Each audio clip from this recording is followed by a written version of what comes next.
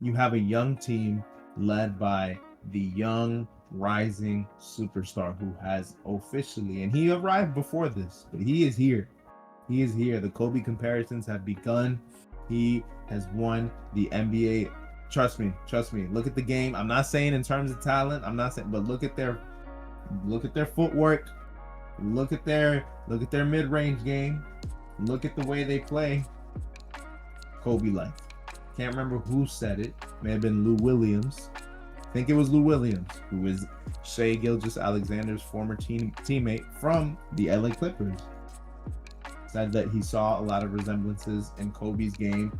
Honestly, yes, high words of praise. But when you are the first player in 25 years to win the scoring title, the regular season MVP, and the NBA Finals MVP, you are now solidified. You are well on your way to making a great, I will say even immortal name for yourself.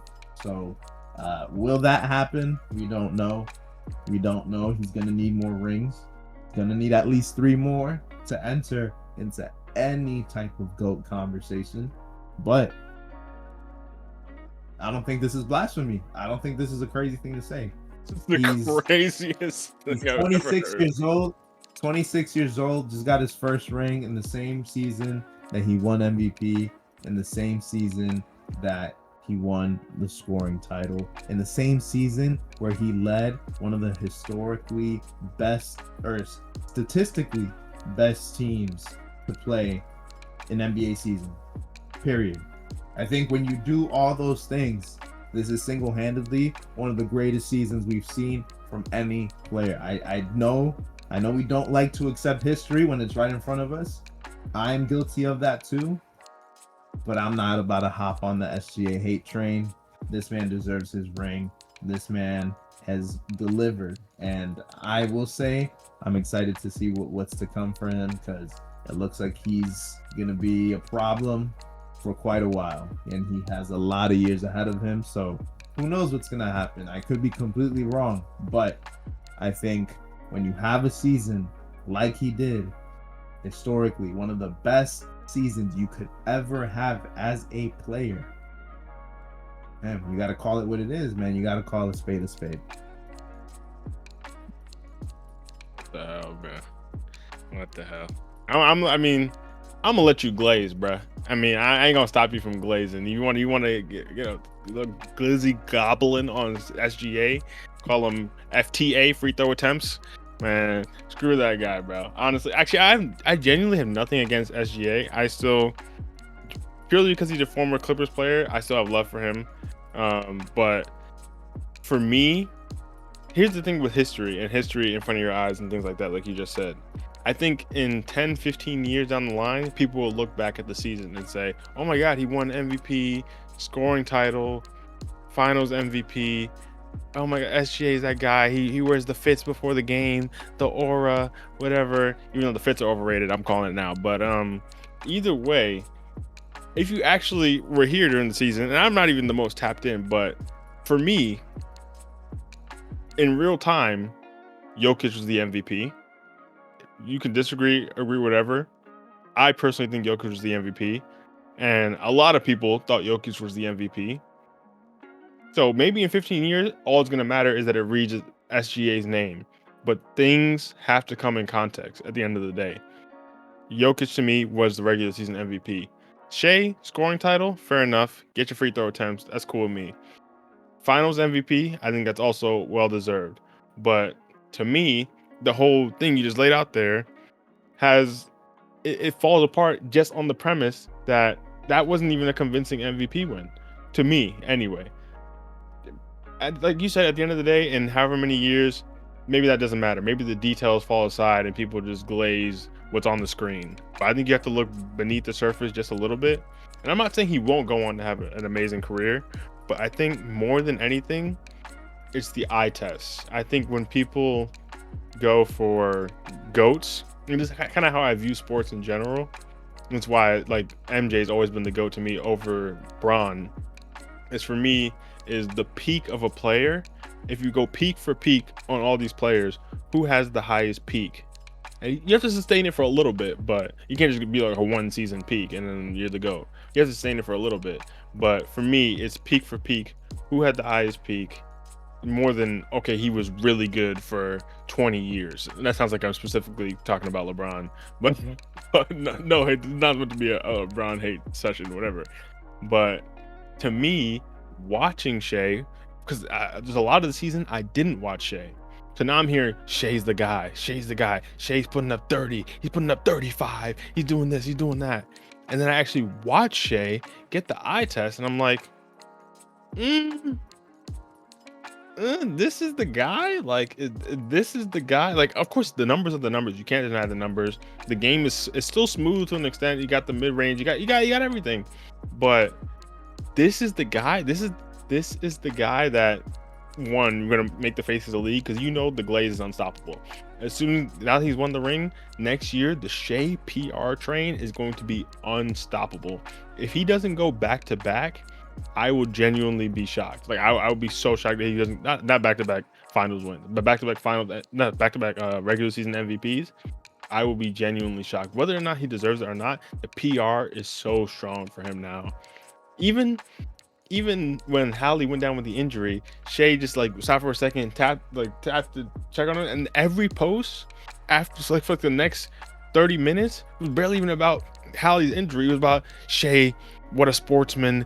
He went and tapped Hallie on the shoulder when he was on the ground. Like, what? But this is basic human decency, bro. Like, y'all are treating him like he's some god because he went and he stopped for half a second to tap him on the shoulder.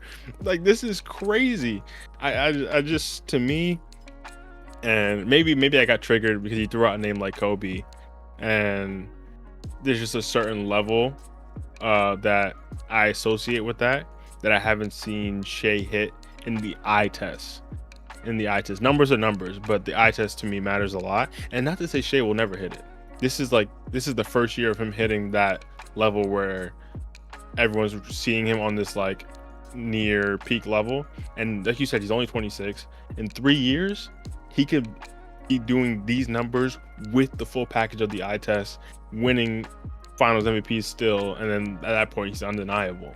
But I think right now, and maybe you're trying to get ahead of it and look like Nostradamus or whatever, but I think as of right now, I can't get that to him personally, especially because to me he wasn't the MVP. He wasn't the regular season MVP. I don't know if you agree or disagree with that, but to me he wasn't. So not to hate on him, congrats to Shai, congrats to the Thunder.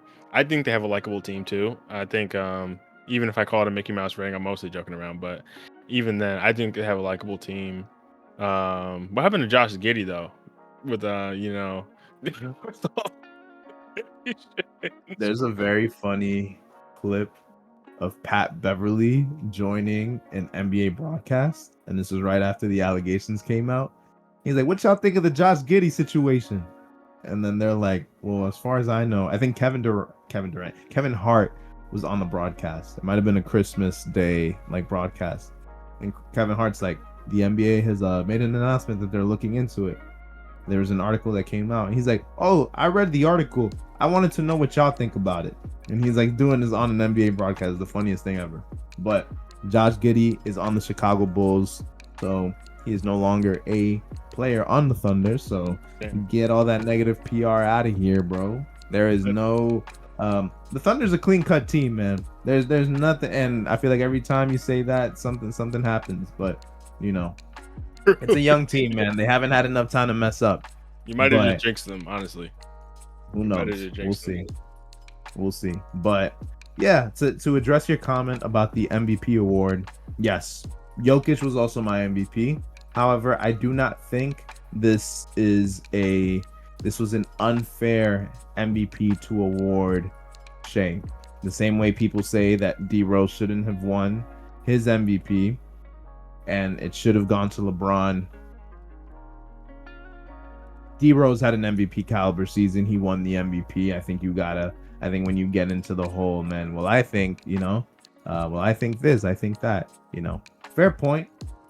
Joker is statistically the best player in the entire NBA, in the entire world, but we got to give credit where credit is due.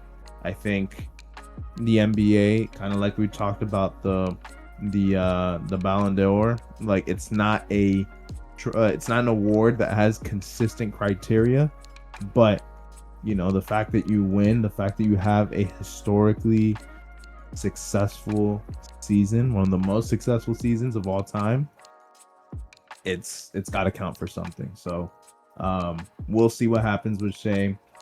I think I'm just I also will say I always love to see a player get their first ring. I think it's always nice to see that, regardless of whether they're a star player or not. It's just good to see that they have immortalized their name, they have cemented themselves, in that conversation.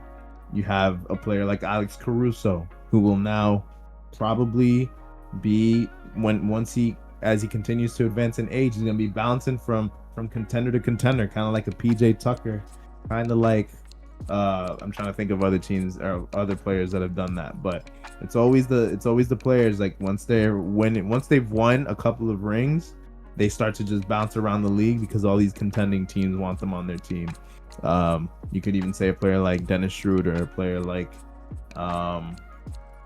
there's so many. There's a lot of 3-and-D players who are like that. But PJ Tucker, for some reason, is the one that's coming to mind right now. That dude has been all over the place. Dwight Howard, well, not in the league anymore, but did have his little run. So yeah, happy to see a player like Caruso get his second ring. Happy to see all the youngins get their first.